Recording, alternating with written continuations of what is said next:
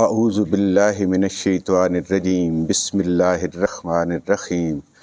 اللہم صلی علی محمد وعلی آل محمد کما صلیت علی ابراہیم وعلی آل ابراہیم انک حمید مجید اللہم بارک علی محمد وعلی آل محمد کما بارکت علی ابراہیم وعلی آل ابراہیم انک حمید مجید۔ اللہ جل شانہ کا بے حساب کرم احسان اس ذات کا کہ جس نے ایک دفعہ پھر ہمیں قرآن مجید سمجھنے کے لیے یہاں پہ اکٹھا کر دیا۔ آج ہم انشاءاللہ 15واں پارہ سورہ کاف کی آیت نمبر 53 سے آگے اپنا سبق شروع کریں گے۔ سورہ کاف آیت نمبر 53۔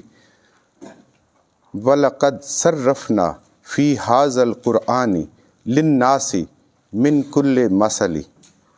وَكَانَ الْإِنسَانُ أَكْثَرَ شَيْءٍ جَدَلًا۔ وَلَقَدْ اور بے شک یقیناً صرفنا ہم نے بار بار بیان کی۔ اللہ کی ذات فرما رہی ہے کہ بے شک بار بار نئے نئے طریقے سے نئی نئی چیزوں کے ساتھ ہم نے بیان کی فی ھذا القرآن اس قرآن کے اندر ہم نے بار بار مختلف طریقے سے پھیر کے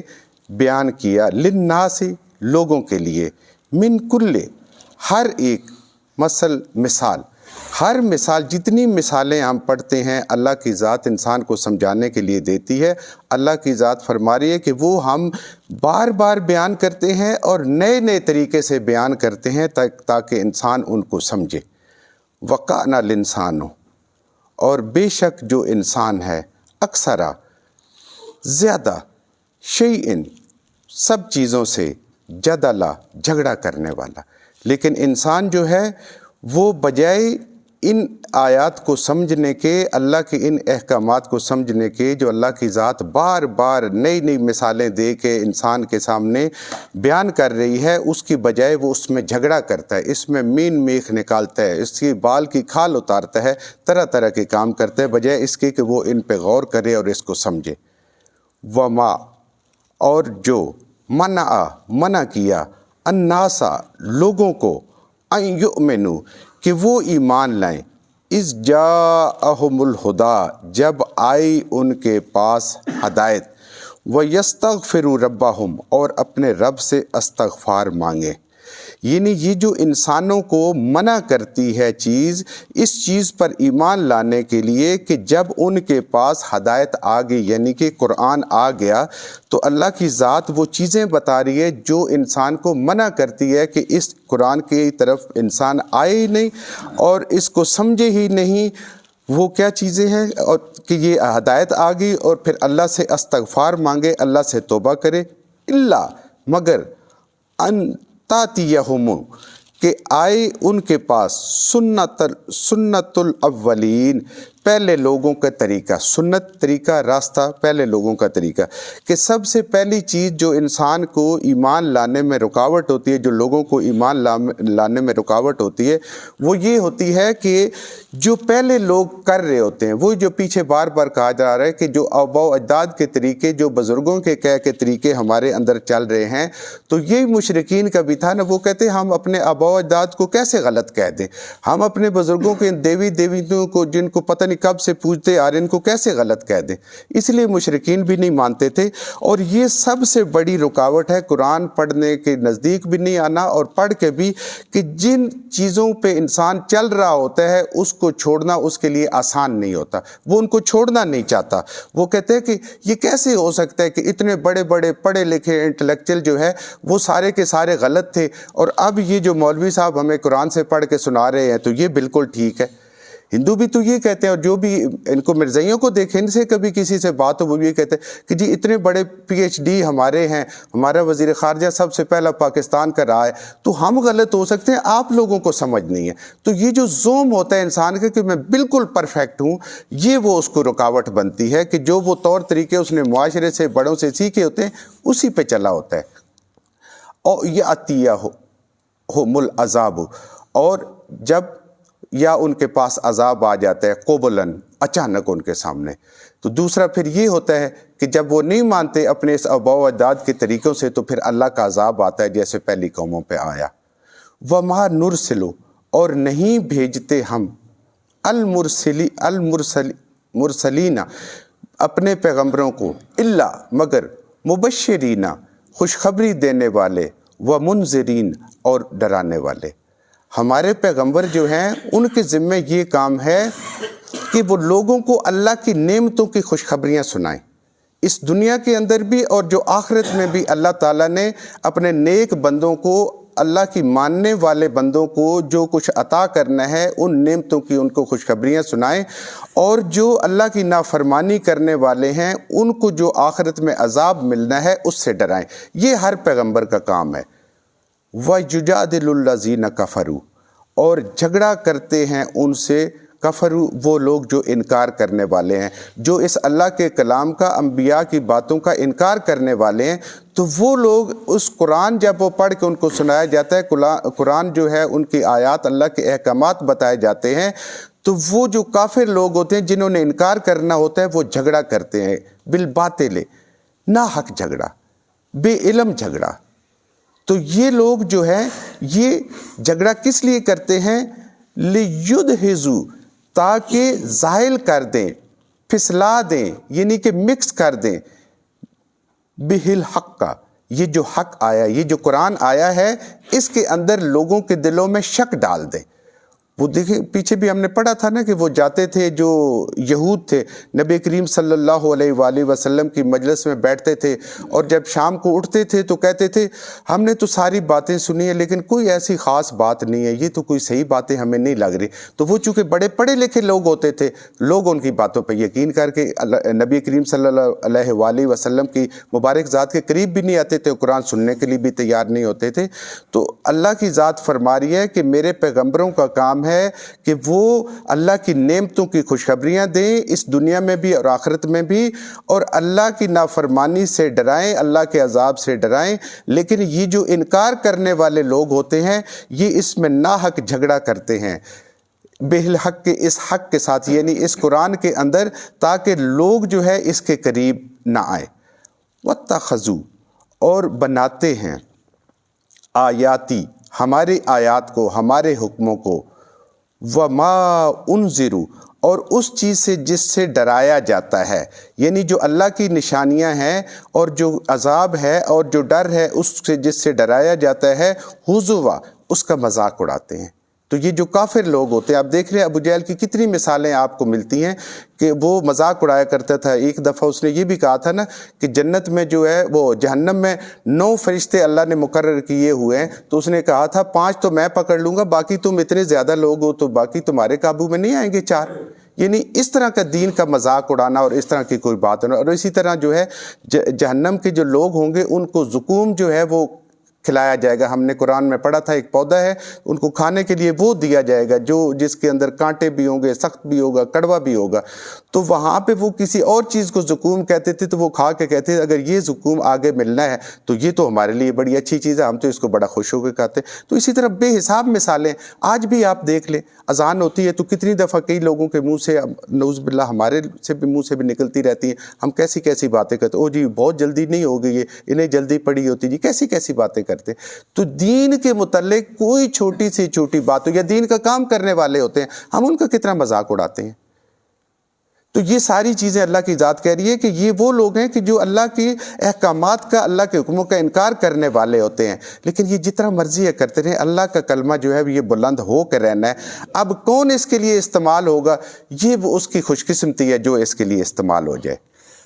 وَمَنْ أَظْلَمُ اور اس سے بہت بڑا ظالم کون ہوگا، ممن اس شخص سے ذکرہ نصیحت کیا گیا بآیاتی ربہ اپنے رب کے اس قرآن سے، اپنے رب کے اس حکموں سے،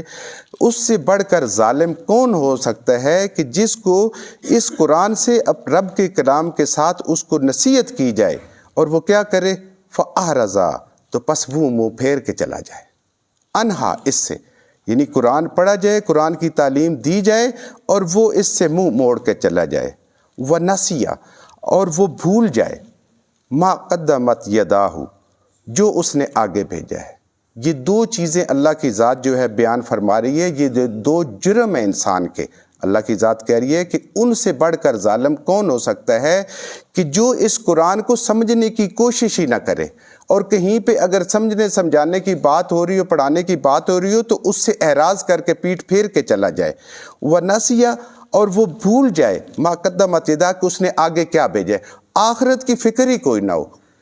اس کو پرواہ ہی نہ ہو کہ میں نے دن کے اندر اپنی زندگی کے اندر اللہ کے کتنے احکامات جو ہیں وہ توڑے ہیں اور کتنی سنتوں کو توڑا ہے، اس کو کبھی بھی اپنی آخرت یاد نہ ہے کہ اس نے اپنے ہاتھوں سے آگے کما کے کیا بھیجا ہوا ہے اور آخرت میں کیا اس کا جو ہے وہ انجام ہوگا۔ تو یہ اللہ کی ذات فرما رہی ہے کہ یہ انسان کے دو بہت بڑے جرم ہیں کہ وہ اپنے اعمال کی طرف توجہ نہ دے، اس کی آخرت کی فکر نہ ہو، اور قرآن کی طرف سے اس کا اعراض ہو، پڑھنے کی طرف کوشش ہی نہ کرے، یا پڑھا جا رہا ہو تو اس کی طرف بھی جو ہے وہ نہ آئے۔ اِنَّا جَعَلْنَا، تو جو ایسے یہ دو جرم کرنے والے جو لوگ ہیں، اللہ کی ذات فرما رہی ہے اِنَّا، بے شک ہم، جعلنا، بنایا ہم نے، کر دیا ہم نے، عَلَىٰ قُلُوبِهِمْ، ان کے دلوں پر، اکنتاً، پردہ۔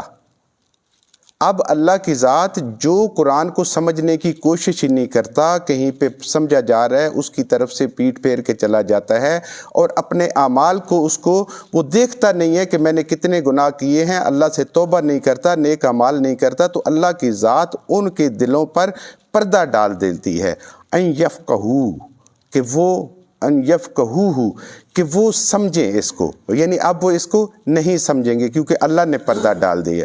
وفی آذانہم، اور ان کے کانوں میں، وقرا، بوجھ، ان کے کانوں میں اگر کوئی آواز پڑے گی بھی تو ان کو پسند نہیں آئے گی، بڑی ان کے لیے یہ آواز جو قرآن کے احکامات ہوں گے نا، یہ بڑے تکلیف دہ ہوں گے، ان کے کانوں میں بوجھ ہوگا، سائیں سائیں کی آوازیں ہوں گی، کہیں یہ کب جان چھوٹے گی، یہ کب تک یہ مولوی صاحب جو ہیں یہ ہمیں سناتے رہیں گے۔ تو یہ سب سے پہلی جو اس جرم کی سزا اللہ کی ذات دے رہی ہے، وہ دلوں پہ پردہ ڈال دے گی اور اس قرآن کی سمجھ ہی نہیں آئے گی۔ دوسری سزا جو اللہ ایسے لوگوں کو دے رہا ہے کہ جو قرآن سے اعراض کرتے ہیں اور اپنے اعمال کی طرف توجہ نہیں دیتے کہ آخرت میں انہیں وعدہ دینا ہے، کہ حساب دینا ہے، ان کے کانوں پہ بوجھ ہوگا، انہیں قرآن کی سمجھ ہی نہیں آئے گی۔ وَإِن تَدْعُوهُمْ، اور اگر جب ان کو بلائیں گے، إِلَى الْهُدَىٰ، ہدایت کی طرف، فَلَن يَهْتَدُوا، تو وہ نہیں آئیں گے ہدایت کی طرف۔ یہ ایسے لوگوں کو جب قرآن جو ہے وہ ہدایت کی طرف بلائے گا، جب ان کے ساتھ ہدایت کی بات کی جائے گی، تو یہ تیسری سزا اللہ کی دے رہا ہے کہ ان کو ہدایت نصیب نہیں ہوگی۔ اذن ابدا، یہ سب سے بڑی سزا۔ یہ تینوں جرائم جو ہے یہ اللہ کی ذات کہہ رہی ہے، جو قرآن سے اعراض کرتا ہے، قرآن کو نہیں سمجھتا، قرآن کو سمجھنے کی کوشش نہیں کرتا، کہیں پہ سمجھایا جا رہا ہو اس طرف سے منہ پھیر کے چلا جاتا ہے، اپنے اعمال کا حساب کتاب نہیں سوچتا کہ میں نے آگے اللہ کے ہاں جب جواب دینا ہے تو میں نے کیا بھیجا ہے، تو اللہ کی ذات اس کے ایسے لوگوں کے دلوں پہ پردہ ڈال دے گی، ایسے لوگوں کے کانوں پہ آواز ہی نہیں آئے گی قرآن کی، ان کو جب ہدایت کی طرف بلایا جائے گا تو وہ ہدایت ان کو نہیں ملے گی اللہ کی ذات، کیونکہ ان پہ پردہ پڑ گیا، ان کا سارا کچھ ہو گیا۔ اذن ابدا، ہمیشہ ہمیشہ کے لیے۔ یہ مور جب اللہ کی طرف سے لگ جائے تو پھر یہ مور ہمیشہ ہمیشہ کے لیے۔ وَرَبُّكَ، اور آپ کا رب، الغفور ذو الرحمہ، وہ بخشنے والا اور رحمت والا ہے۔ یہ اللہ کی ذات تو بڑی غفور الرحیم ہے، وہ بخشنے والی، رحم کرنے والی ہے، لیکن انسان جو ہے اس کے کام ہی اتنے ہیں، اس کے تقاضے ہی اتنے ہیں کہ اس کے پاس قرآن پڑھنے کا ٹائم نہیں ہے، اس کے پاس قرآن سمجھنے کا ٹائم نہیں ہے۔ لو اگر یؤاخذہم، اگر پکڑے ان کو، بما کسبوا، بوجہ ان اعمال کے، لأجل لہم العذاب، تو فوراً ہی عذاب آ جائے۔ یعنی اگر انسان کے اعمال پہ ہو، یہ ہم نے بات پیچھے بھی پڑھی تھی، اور اگر ہر گناہ پہ اللہ کی ذات پکڑنا شروع کر دے تو پھر بہت جلدی جلدی عذاب آئے گا۔ ہم دن میں کتنی دفعہ کتنے انسان سے گناہ ہو جاتے ہیں۔ بل لہم، بلکہ ان کے لیے ہے، موعدن، ایک وعدہ، ایک عمر اللہ نے دی ہوئی ہے، اس میں کر لے انسان جو کچھ کرنا ہے۔ اسی طرح قوموں کی بھی عمریں ہوتی ہیں، لیکن اللہ کی ذات ان کے واسطے موعدن، موعد لن یجدوا، یعنی اس وعدہ ایک مقرر ہے، ہرگز نہیں پائیں گے، من دونہ، سوائے اس ذات کے، موئلا، کوئی بچانے والا، کوئی نجات والا۔ تو جب وعدہ آ جائے گا، یہ دنیا میں تو اللہ نے ٹائم دیا ہوا ہے، جب یہ وعدہ آ جائے گا تو پھر کوئی ان کو بچانے والا نہیں ہوگا۔ پناہ ایک ہی ہے انسان کے لیے، اس وقت بھی ہر وقت بھی، کہ اللہ سے انسان توبہ کرے، استغفار کرے۔ وہ خود کہہ رہے الغفور ذو رحمت، کہ وہ بخشنے والا اور رحمت والا ہے، لیکن انسان جو ہے وہ اس قرآن سے دور ہے، اس کو سمجھ ہی نہیں آ رہی کہ میں نے اللہ کے ہاں جانا بھی ہے، اللہ کے ہاں پیش ہونا ہے، جواب دینا ہے، اور اس کو اپنے اعمال کی کوئی فکر نہیں ہے۔ اللہ ہمیں اس کی صحیح سمجھ عطا فرمائے، جو ہم نے صحیح پڑھا، صحیح سمجھا، اللہ ہمارے ذہنوں میں، دلوں میں بٹھا دے۔ جہاں جہاں پڑھتے ہوئے بولتے ہم سے غلطیاں ہوں گی، اللہ ہمیں معاف فرما دے، اور ان غلط باتوں کو ہمارے ذہنوں سے، دلوں سے اللہ کی ذات نکال دے۔